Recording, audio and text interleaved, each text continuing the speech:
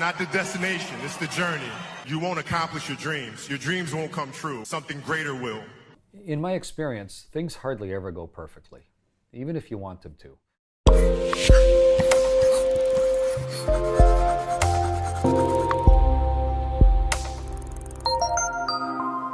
You guys know that, if you do the work, you work hard enough, dreams come true. You know that, we all know that. But hopefully what you get from tonight is the understanding that those times when you get up early and you work hard, those times when you stay up late and you work hard, those times when you don't feel like working, you're too tired, you don't want to push yourself, but you do it anyway. That is actually the dream. That's the dream. It's not the destination, it's the journey.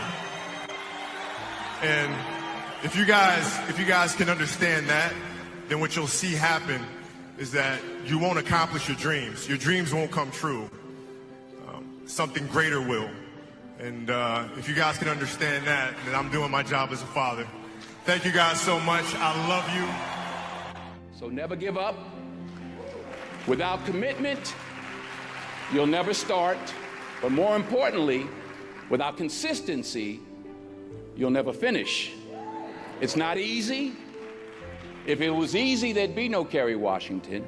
If it was easy, there'd be no Taraji Henson, P. Henson. If it were easy, there'd be no Octavia Spencer. But not only that, if it were easy, there'd be no Viola Davis.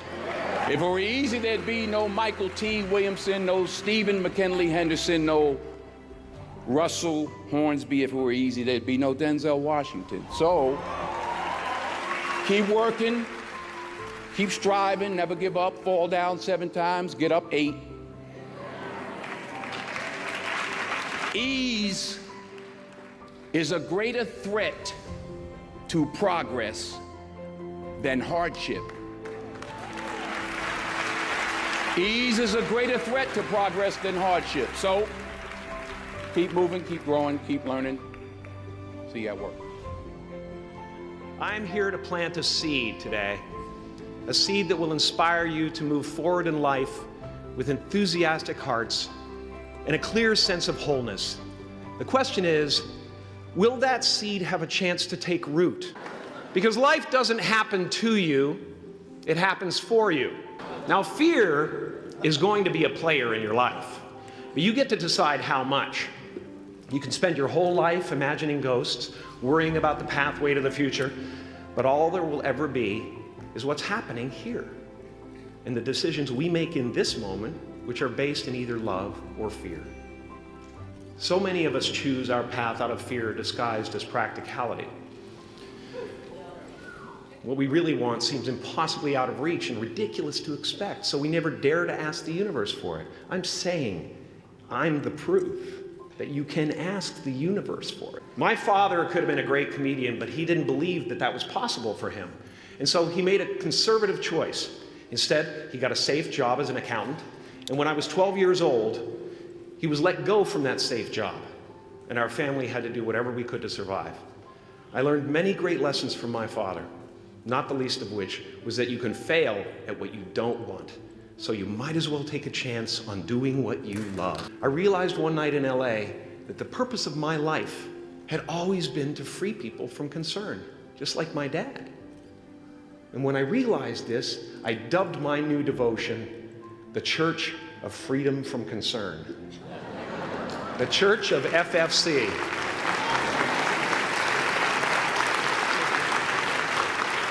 And I dedicated myself to that ministry. What's yours? How will you serve the world? What do they need that your talent can provide? That's all you have to figure out. As someone who's done what you're about to go and do, I can tell you from experience, the effect you have on others is the most valuable currency there is. I've often said that I wished people could realize all their dreams and wealth and fame, and so that they could see that it's not where you're going to find your sense of completion. Like many of you, I was concerned about going out into the world and doing something bigger than myself, until someone smarter than myself made me realize that there is nothing bigger than myself. My soul is not contained within the limits of my body. My body is contained within the limitlessness of my soul. one unified field. And as that shift happens in you, you won't be feeling the world, you'll be felt by it. You'll be embraced by it. Now I'm always at the beginning. I have a reset button, and I ride that button constantly. Once that button is functioning in your life, there's no story that the mind could create that will be as compelling. The imagination is always manufacturing scenarios, both good and bad, and the ego tries to keep you trapped in the multiplex of the mind. Our eyes are not viewers, they're also projectors that are running a second story over the picture that we see in front of us all the time. Fear is writing that script, and the working title is, I'll Never Be Enough. Well, in my experience, things hardly ever go perfectly, even if you want them to. Stuff goes wrong. That's just life. You know, stuff goes wrong. You're trying to make it to a meeting and there's traffic, or you have a flat tire. The odds are pretty high that you're going to have a flat tire, or you're going to get stuck in traffic, or something. But we call that going wrong. I think it's sort of just going normal. You know, I don't know why we call it wrong. But reality is, how do you prepare for the things that are liable to go wrong? That's what life kind of is when things happen, how ready were you to deal with them? Or did they just derail your plans and what you were hoping to do with your life? And it can be as simple as, okay, if you get a flat tire, do you actually know how to change a tire? Have you checked the spare tire in your car? Do you have that weird little funny locking thing that undoes the locking hub that kept someone from stealing your tire, or not? Or is it in the glove box, or is it something you lost years ago? And did you have the jack and the mechanical skill, or do you have some automobile association, or what plans do you have? And it's not like you need to invest a huge amount of your life getting ready for that. One time you can say, at some point in my life I'm gonna have a flat tire with this car. Let's just take the next 5 minutes and go make sure I got everything I need, and go through, open up the boot, the trunk, have a look, figure it out, yep, I can do this, I can do, geez, I don't have a jack. Okay, I need to get a jack. Get the jack. And then for the rest of the time you're driving your car, you can go, I don't want to have a flat tire, but I might someday. If I do, I got everything I need, I know how to do it, fine. And then move on to the next thing. And I sort of treat everything in my life as that potential flat tire, and I try and use the time available beforehand to be ready for it. And to me then, I'm not driving through life going, man, I hope I don't have a flat tire because I have no idea what to do, which I think just gives you an ulcer. I would much rather go through life saying, if this problem pops up, I know what to do. And when I think of some other problem that might pop up, I'm going to spend the time I got to get ready for that. And I think you appreciate life more then. You're not just driving through life all tensed up and nervous at the things that you don't know what to do. And you have sort of a calm and a confidence, so that then you notice the nuance of what's happening around you. I prefer life. As a fighter pilot, often you're in a single-seat airplane, and you have a fully armed airplane, and you have some task to go do, and there's a huge amount of trust that you're going to do your job properly, and we don't always get it right. I was a Cold War pilot. I would launch in the middle of the night with a fully armed F-18 with radar missiles and heat-seeking missiles and a nose full of bullets, and go out and intercept Soviet bombers that were coming into North American airspace. I had, at the flick of a couple little switches, the capacity to significantly change history, as did the crews on board the Soviet bombers.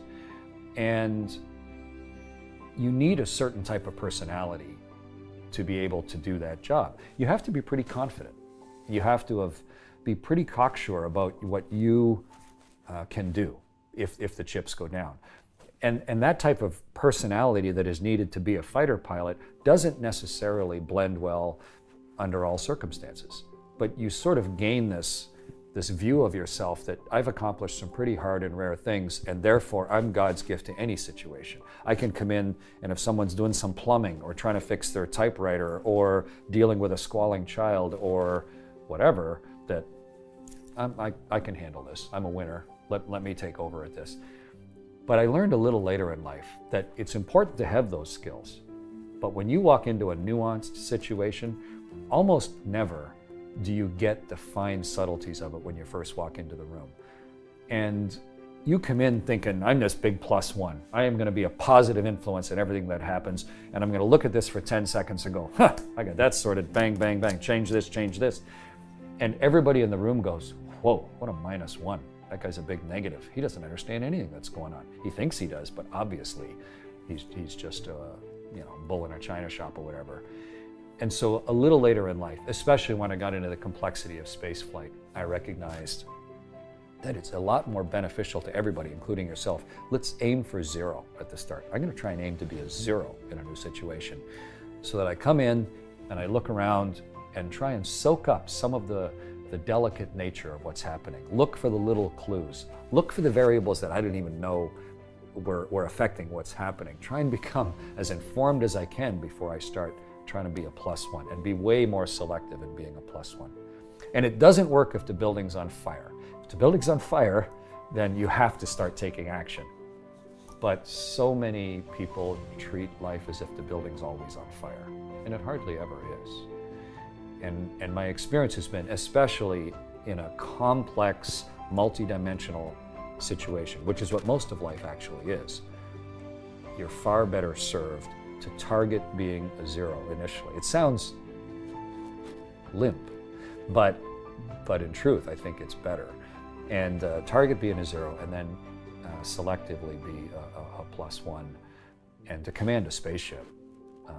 When I was teaching leadership as part of the astronaut program, that's one of the things I would mention specifically, is to think about your role, what you're going to do, how you're going to interact, how you're going to soak up a new situation, and when it's time to truly go in an authoritarian role and act. And I think a lot of people would be well served to consider that as an option.